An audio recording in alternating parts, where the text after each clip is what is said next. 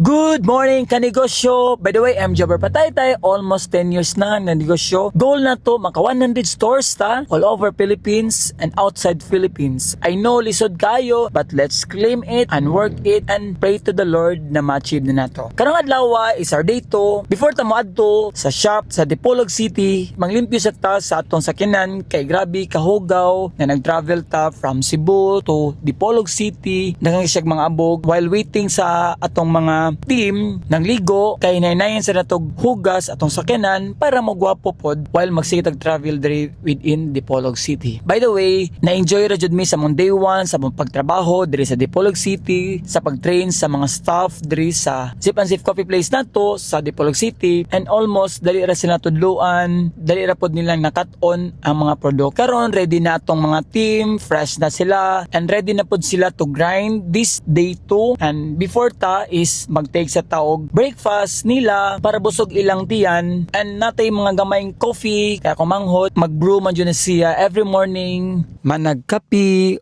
og ilis og ligo og manasad og breakfast. Mangadto na ta kay kompleto naming tanan. Karon guys, madto ta sa atong shop. Atong shop is located Amatong Road, Mepotac, Dipolog City, at bang sa Lechon King. Ang landmark niya is Bagsakan. By the way, atong buhaton karon sa shop is nagprepare ta sa mga flyers nato kay manghatag ta sa mga tao within moagi diri. And also ang team sa barista continue silang gibuhat na produkto. Ang kitchen padayon pod sila og buhat sa mga pasta, waffle, rice meals ug uban pang food menu. Then kita after natughatod sa mga team is mulakaw ta kay natay pamaliton na mga ingredients sa shop adto ta sa ilang dako na baking area. Ang name kay Yan Yan. Natay paliton mga gatas, sugar ug uban pang gamit sa mga pastas para magamit nila na mga ingredients diri sa shop. Kani ilang Yan Yan pangalan is mura sa nig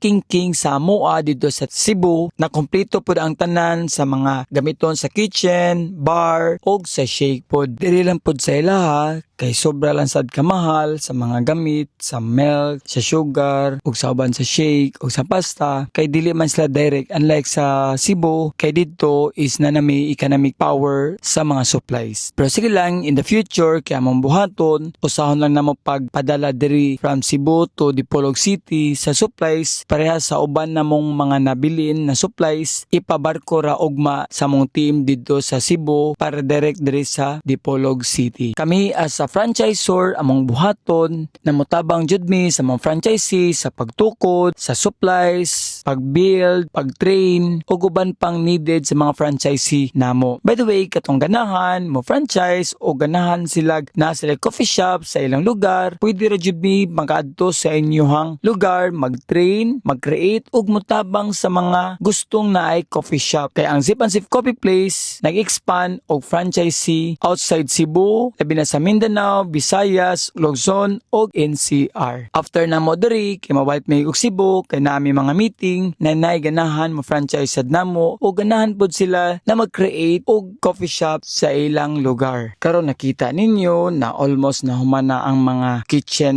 na area, wala nay limpyo na kayo because man na sila portion, gibutang nila sa freezer o guban pa kay ugma na pod na magbalik og trabaho, kay ang ugma kay finishing na lang sa uban nilang mga product para magpictorial na pod sa mga produkto para ready na sa pagposting sa marketing namong gabuhaton, preparation sa opening day namong tanan. Congratulations day sa team karong adlaw na very productive kaayo silang tanan ug daghan silang nabuhat sa mga produkto ug ready na pod sila ugma sa daghan lang produkto na buhaton kay marketing day nan tanan. Inyong nakita sila nagandam na og nagrelax para magsuroy-suroy na sad mi diri sa Dipolog City and mag-chill-chill. By the way mga kanegosyo, continue lang dyan punta sa pagtrabaho ug paningkamot para maabot nato ang atong pinaka-peak sa atong negosyo. I know daghan mga problema na maabot nato sa process sa pag-build og negosyo. Okay lang na kanegosyo kay I know part na sa process nato na mag-learning sa pagpadako sa negosyo.